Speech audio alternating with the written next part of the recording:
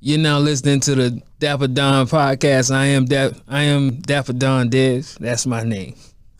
And this podcast, I'm going to discuss all the latest things going on from what we hearing from the coronavirus all the way up until all the way to shows that aren't getting canceled, artists that are taking it serious, ones that aren't taking it serious. And then I also want to speak on more YNW Melly and his case, his double homicide case, and why was he in the courtroom smiling? Is he taking it serious? I'm going to also speak on 21 Savage. We're going to talk about, we're just going to get into a whole lot. It's a lot to talk about and not really a lot of time to talk about it. So I'm going to start off by saying I want to first speak on that Russ believes that Travis Scott is pioneering a shift into the hip hop culture, meaning the sound of hip hop and how it's shifting.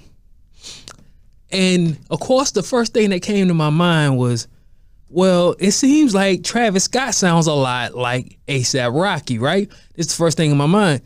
But if does Travis Scott sound like A$AP Rocky, or does A$AP Rocky sound like a Houston artist? That's kind of like the chicken or the egg, right? If I'm thinking about it in the sense of pioneering the sound, when A$AP Rocky came through, he came through with that weird sound, that kind of augmented chords. I'm not a producer, but you know what kind of sound I'm talking about, that more dark sound. It didn't feel like he was really chasing a club banger. But he was mixing a lot of lyricism in there too, in my opinion. A$AP Rocky was mixing a lot of lyricism into his music, and Travis Scott came in with a production sound that sounded very similar in that vein. Sort of kind of looked a little similar. They don't look alike to me at all, but it was at least a little similar than what most artists would look like, I guess, from the braids to just, you know, the aesthetic, the way that they dress, the women they dated, right? So this was kind of one of the bigger parts of my notion was, if he sounds like A$AP Rocky, or does A$AP Rocky sound like a Houston artist? Because he definitely had a lot of UGK influence. He says he has UGK influence, but the thing that kind of makes it interesting to me is, does he sound like UGK, or does he just have certain elements of Houston, but he still sounds like a New York rapper? You feel me? Like he would chop and screw it. He would wear the gold grill. But we start to see now that gold grills isn't exclusively Southern, but the full frontals, like as in the full front teeth being covered, is kind of more of a Southern thing. I do believe that Travis Scott is an innovative artist, but I don't know if he's innovating the game to that point. You know, I don't believe he's coming with it to a point where I would say he's bringing a shift. But when it comes to being that dude, when it comes to actually producing and rapping and doing all of these other things, he does definitely do that very well. He does do that well, but I believe he has a Houston sound. He has, you know, Houston chords to it. I love a record he got out with Pop Smoke, R.I.P. Pop Smoke, of course. But Travis Scott definitely takes a lot from A$AP Rocky, but if you're gonna take from Travis and give to Rocky, you gotta take from Rocky and give to Houston. And Travis Scott is a Houston artist at the end of the day. But I don't believe these kids believe in area sounds. You know, the sounds of, this is a Bay Area sound, and this is a South sound, and this is the Midwest sound. And I just think they like, okay, this is party music. This is, you know, like their party music may be what you would consider to be Southern. Their lyrical music might be what you consider to be boom bap. I think just honestly, these kids just look at the whole pie. I don't think that I don't even believe artists are marketed like that anymore. But all from Travis and on to the next. We also have, we got, apparently 21 Savage believes that he has the coronavirus. He was talking something about social distancing. He had the mask on his face, and it was super funny because there's a travel ban on Europeans, and he's European. Like, he's finding a really funny way to try to get himself deported. You do know there's a travel ban on Europeans. given, and it's funny because he's clearly from Atlanta, right? He's been in Atlanta since he was 7 years old. This is pretty much all he know is Atlanta, Georgia. But for him to say he has coronavirus during a European travel ban, oh, you bold, huh? If there's a travel ban, I wonder, will they still deport you if there's a travel ban? Because if there's a travel ban on Europeans and you're European, I mean, I don't know how that works. I don't know. I should have looked it up for you, right? I should be coming with the answers. You come with the answers in the comment section. I'm just going to speculate. If he ain't got the coronavirus, right, and he's telling people he do got it, that's mass hysteria. They'll kick you out for that. Although, is getting kicked out to London really? I don't feel like that's getting deported. Like Canada, America, London, you can't really say you're getting deported when you going somewhere where money is worth more than our money. You know, you don't have to learn a new language to go to England. So, 21 Savage has coronavirus. I'm gonna go with it. That's fine. You want to say you got it? I say you got it too. That is hilarious. Another thing the coronavirus is stopping, Honcho Day. Oh my God. Oh my God, it's getting out of hand. We don't have Honcho Day now. Quavo had to cancel Honcho Day. Honcho Day is an event that Quavo does in the city of Atlanta.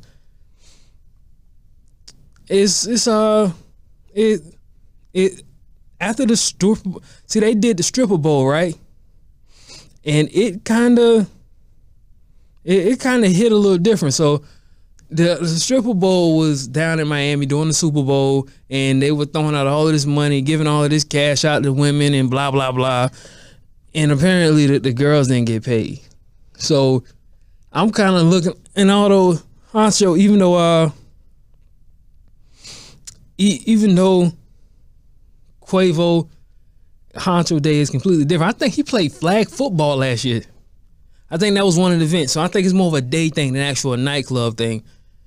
Atlanta's good for that kind of stuff. But is that necessary? So let me run you down what happened. These days, you can find everything on the gram. From uploading about your favorite artist to discovering the future of the culture in pretty much every corner of the app itself. No moment goes unnoticed in a mass media driven world. Instagram has long been a mainstay for the photographer and video lovers alike, but the app also serves as a very special purpose for musicians, celebrities, and anyone who wants to get their voice heard and connect with each other. The week's edition of Instagram Flex includes Quavo events cancellation and blah, blah, blah. So here it is. I'm going to run this one to you. Greetings. Due to the coronavirus being declared a pandemic by the World Health Organization, along with the public and government concerns regarding crowd gatherings, we will be canceling the third annual Honcho Day on the North. It's spelled North, NAWF. So on the North on April 5th, 2020. We are disappointed but feel strongly about doing our part to keep people safe and this virus contained. Thanks for your support and understanding. Please make sure you're taking the necessary steps to take care of yourself and your family. Honcho Day canceled. Honcho Day is out of here. Another amazing thing. Really heartfelt, seeing it on the gram. Jadakiss and G Herbo. I don't know if you've seen that one. Like, just kind of, because G Herbo dropped his album PTSD, which is post-traumatic syndrome. And one of the songs he did was called Feelings. In Feelings, he was more or less talking about his issue with his child's mother and just what he's going through within fame in itself. And of course, G Herbo is considered one of those new and more impactful artists in the game. I honestly don't know if I would want to see a replacement for G Herbo, because I don't think you could replace. That's what I meant. I don't think you could replace G Herbo with anybody that I'm seeing right now, because his true, honest account of what he's been through in life, and out of all of those Chirac kids that came out in the earlier part of the last decade, I don't know how many are still left outside of him. If I'm just being honest, he shows you that pure talent can work for you. But anyway, the reason why Jadakiss, I brought up Jadakiss and G Herbo, that they ran into each other. I'm assuming at an event or at a concert, and Jadakiss met him with a warm embrace. He was met with an embrace of man, I heard the record. It was an amazing song. Herbo saying, "Oh, you already know I'm gonna do my best." Pretty much the ideal of what he was saying is, I'm gonna do my best on this record because I know how important it is. And the record I'm talking about is Feelings, or Still Feel Me. Jadakiss had a song on, I think, his third album called Still Feel Me. And it's a classic. If you into Jadakiss music, it is a classic record. The thing that's interesting about Herbo is the subject matter that he took, because Jadakiss was also talking about, not hanging out in local bars, participating, making sure that he's putting himself in a strong position to position as a rapper, while at the same time staying loyal to his family and his original upbringing. And G Herbo essentially kind of took that same beat, or I believe at least sampled that same beat, and came with a very interesting style too. So that's a record I would recommend you go listen to. Feelings. Feelings is amazing. Shout out to G Herbo, one of the more talented young rappers out here. But back on to, that was just a quick side note that I had got into. I want to talk about Post Malone not canceling his Denver show. Post Malone gets caught up into Post Malone, I just think something crazy. Post Malone just gets caught into even more backlash. And I mean, I'm not really the type of person to, just contrary to popular belief, I'm not really into Post Malone's life like that. But this is kind of interesting. He didn't cancel his Denver show. He didn't cancel his show in Denver, even though he knew that there was a danger within this virus. And I don't want to so much focus on him. I want to focus on, what does this mean for the traveling artist? Because you make your money on the road, you make your shows on the road. At what point do you say, I'm putting health over wealth? That's a tough call to make, and that's really a call that every artist has to figure out for themselves. We can't really even answer it for them. That's the thing that's crazy. We don't know when is it too much. I think Cash Dog talked about, remembering these are your fans, and it's not about the money you lose, but keeping everybody safe. You just heard what I read about Quavo. This is a serious thing, and I don't know if we are equipped to deal with it. Because if you can't be in a gathering over 50 people, that's nuts. And not that it has anything to actually do with anything hip hop related, but I was watching a movie with Lawrence Fishburne, Matt Damon, I believe Gwyneth Paltrow. Who else was in it? A lot of people you would know. If you seen them, you would know. You say, "Oh yeah, I know that person." But anyway, I watched it. Oh, Sanaa Lathan. Sanaa Lathan was in it too. Anyway, I think it was Contagion. Contagion. It was something along those lines. But it kind of walks you through the main character. Lawrence Fishburne plays a CDC director, head of director. Matt Damon plays a husband to Gwyneth Paltrow, who was, I guess, ground zero for the actual infection. Who's ground zero for the actual infection. You have anyway, the whole thing pretty much shows the pandemonium, and that really, when it comes to the illness, the biggest danger is the person. People are the biggest danger. Whether that be you, because wherever the disease comes from, those people tend to be the ones that get alienated, like we did with Ebola. Now, I'm gonna be honest with you, because they had us go so hard for Ebola, and it felt like Ebola came and went. In my opinion, it felt like it came and went, and I was like, well, what was all that about? So I believe this coronavirus kind of has the same appeal. Now it's coming off like, well, you said the same thing about Ebola, and that didn't come, nothing came of that, or nothing severe. But we clearly starting to see we're at now 60 deaths. 60 people have died from this thing. So it's not really a small thing. It's not a small feat. It's a real serious situation. I wouldn't take it lightly. But, you know, that brings me to, and I wasn't even really going to talk about this. It didn't seem like a big deal, but that does kind of swing into what Lupe said about On the Gram. He was telling about how his shows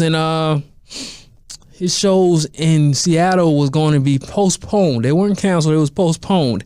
And he wanted to also speak about how the scariest thing of corona is that it can get you ill, but the illness is also in the mind. You are that illness when you're dealing with racism, when you're dealing with just the pandemonium. Like right now, you go to any grocery stores, there's no tissue, there's no hand sanitizer. And honestly, I'm starting to get to a point where I'm thinking, I need to stockpile. I need to make sure I'm straight, because I'm just Uber eating and taking it easy, not really putting a lot of effort into it or emphasis into it. But now I'm really starting to see this could be a serious situation. And Lupe just kind of gave words of wisdom, as you would expect from Lupe Fiasco, right? He said, you know, the coronavirus is it's how you choose to react to it. And really the sentiments he kind of said is more or less, life is 10% what happens to you and 90% how you react. And that's the coronavirus.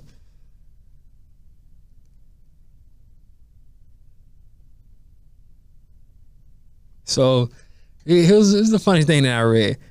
Cardi B has a fan who has her tattooed on his face, right? Who has her face tattooed on his hand.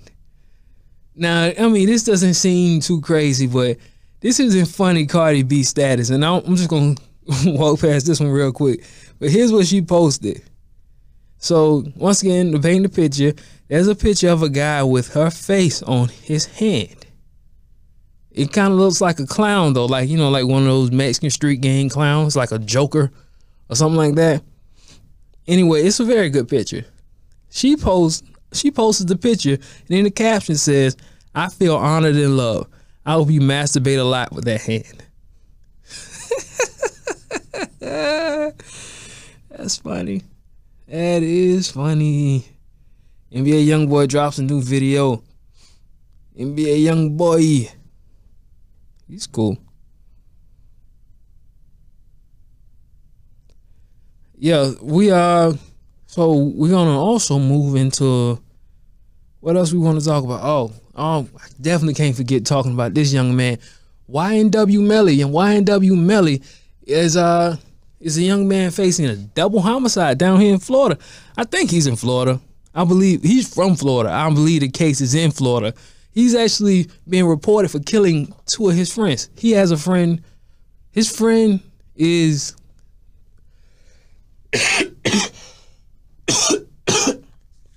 him and his friend is reportedly is being charged with dumb homicide of his other two friends. So they played a little 2-on-2.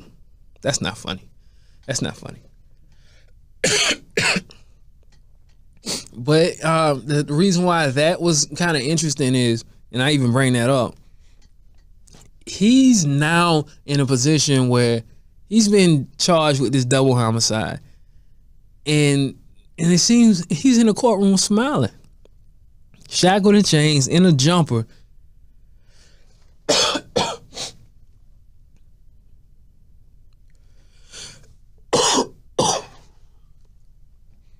He's in a jumper, just sort of, but he's sitting there smiling. He's smiling like this is perfectly fine. There's nothing weird about the current situation that you're in, buddy. You are in trouble.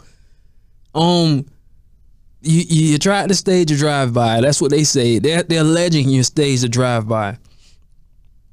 He put out a video while in his cell of him like making like this beatboxing and singing a song. It was kind of heartfelt, like "Oh, mama, don't cry," you know, stuff like that. He seems to be having support from his family. But the thing that's weird about it is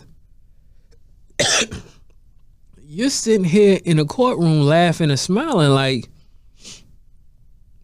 that's like it's not serious to you.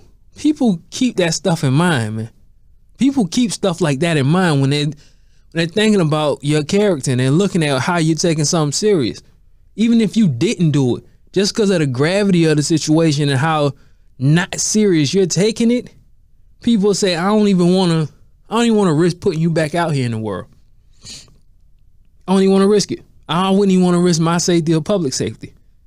This is the same thing. Let's go back to what I talked about last week with Kevin Gates falling asleep in the courtroom. I don't know if I talked that about last week, but when he got into his little trouble, he was asleep in the courtroom. He wasn't in the courtroom acting like, you know, he was remorseful, and his brother is on the same thing. And you know, he's in the same field, man.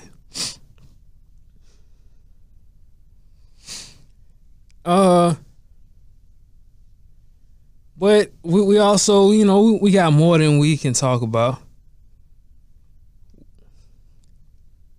Of course, you got Meek Mills. Meek Mills shares a list of his favorite rappers. I believe this is his favorite rappers right now, which is funny. I don't know if this is his list of favorite rappers. He put out Lil Baby, Uzi, NBA, Roddy, The Baby, Herbo, Megan. It's more, but they all shaking ish up right now from what I'm seeing.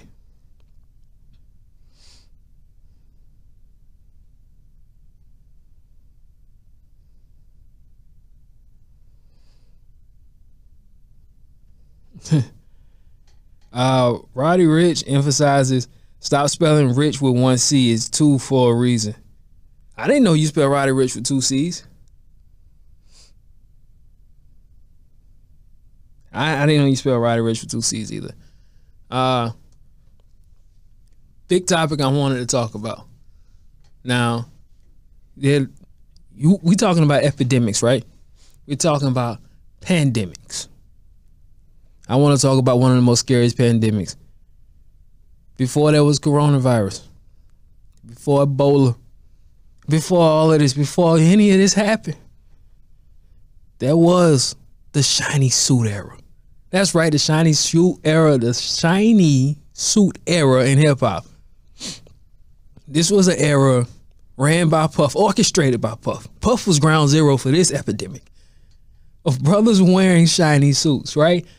I wanted to discuss the shiny suit era because I'm fascinated with just how certain things gets memorialized and how certain things get swept under the rug.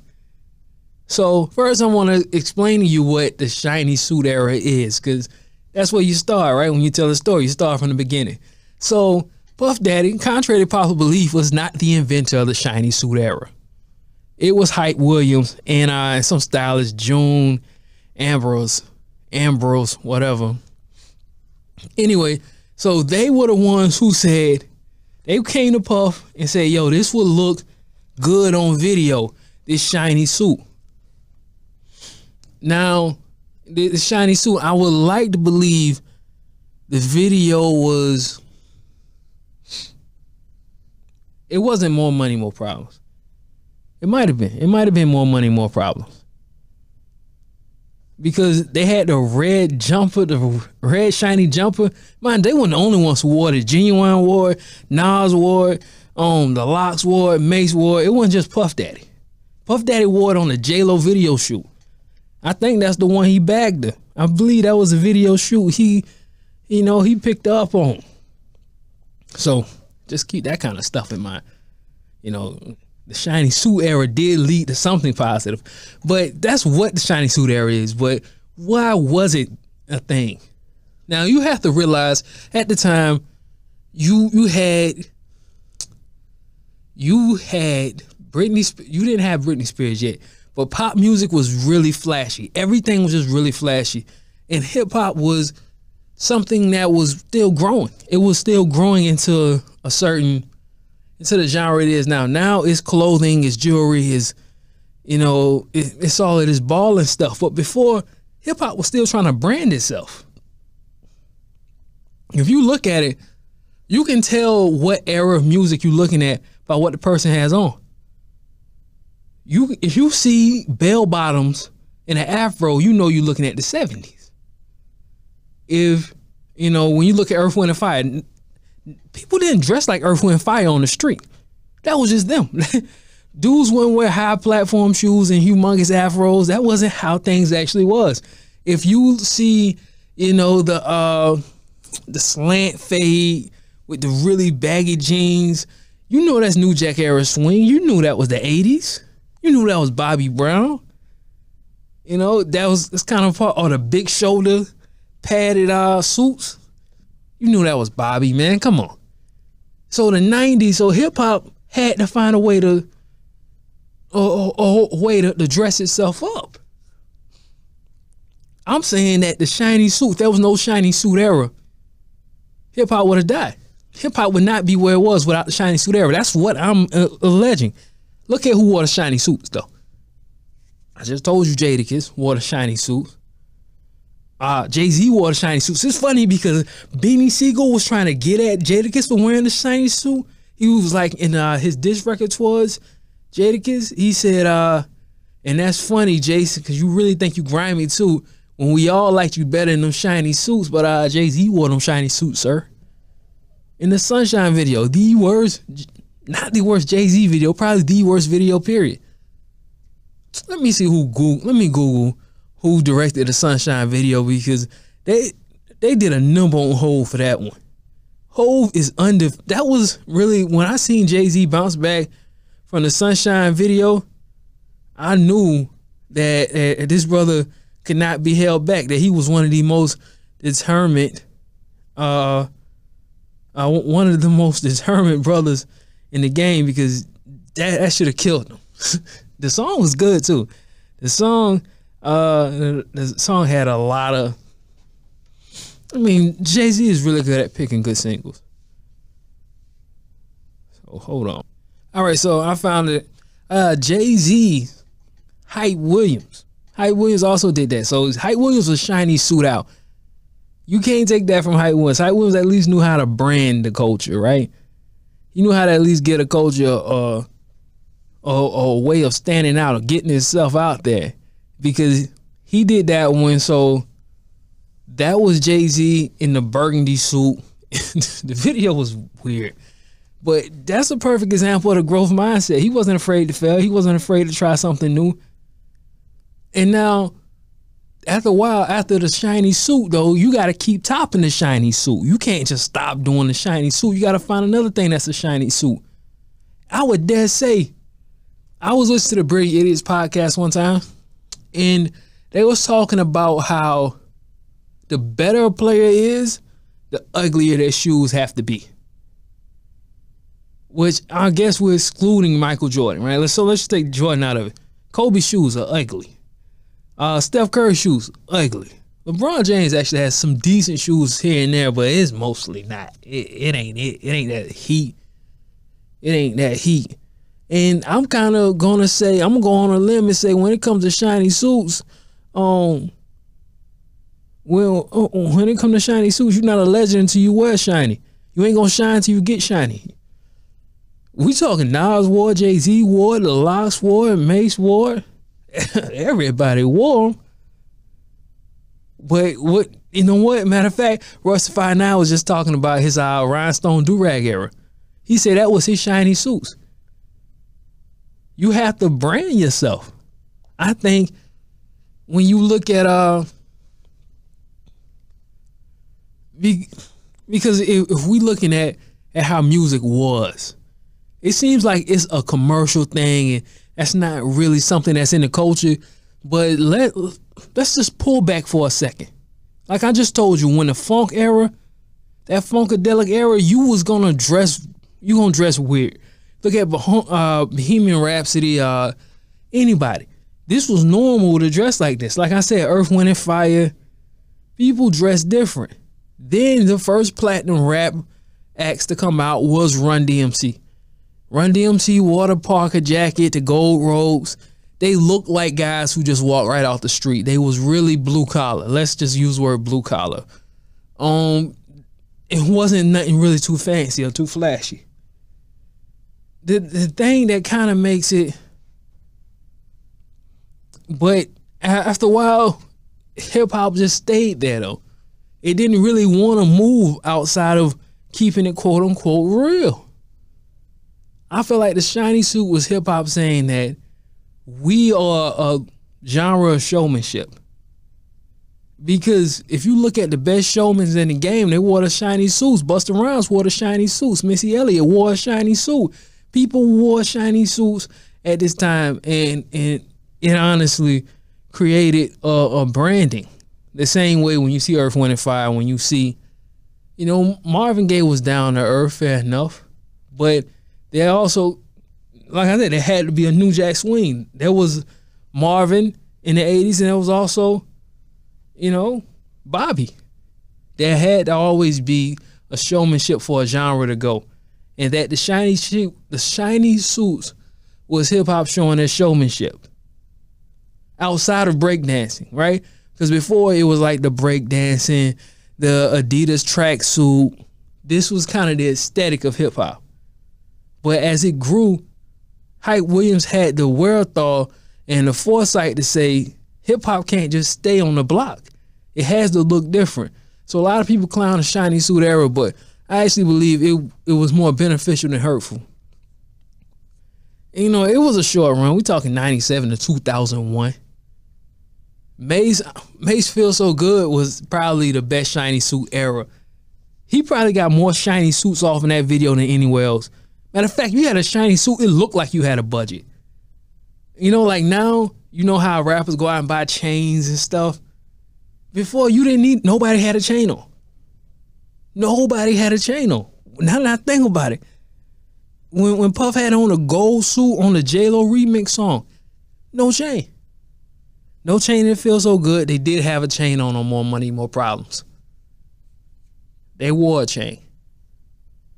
But Will Smith get jiggy with it. It looked like you had a budget. It was eye-catching.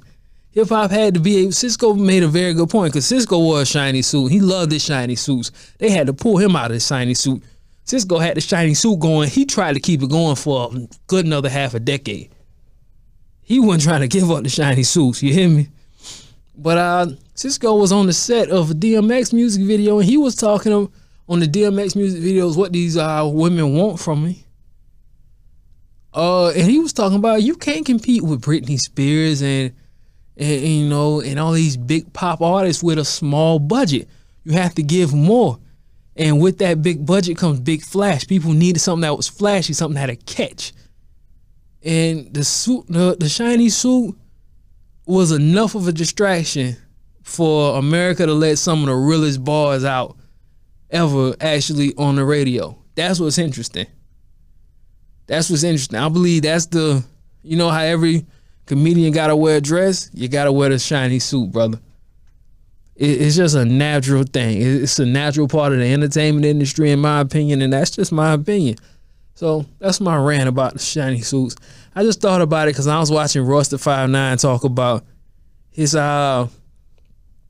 Rhinestone Do-Rag era, because he has a new album out, Allegory. Really good project, really solid project. You should go listen to it. He actually made all the beats on it. That's crazy. I didn't know he made beats. That was new to me. I wonder how long he been doing that. But yeah, he was talking about how he had his rhinestones.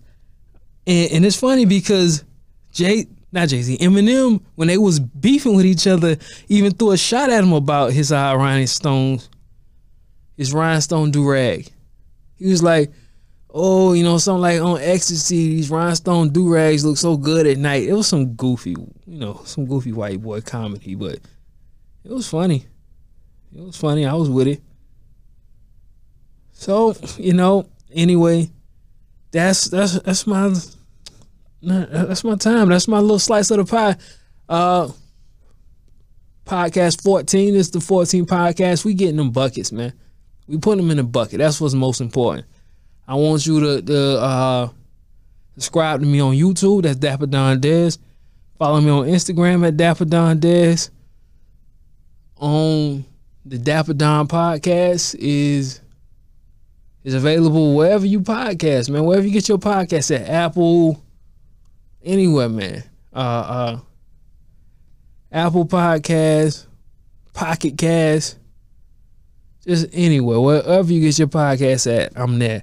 SoundCloud, we on SoundCloud. Go to, I believe Kicking It With Dez is the SoundCloud. So Kicking It With Dez SoundCloud. That's my time, man.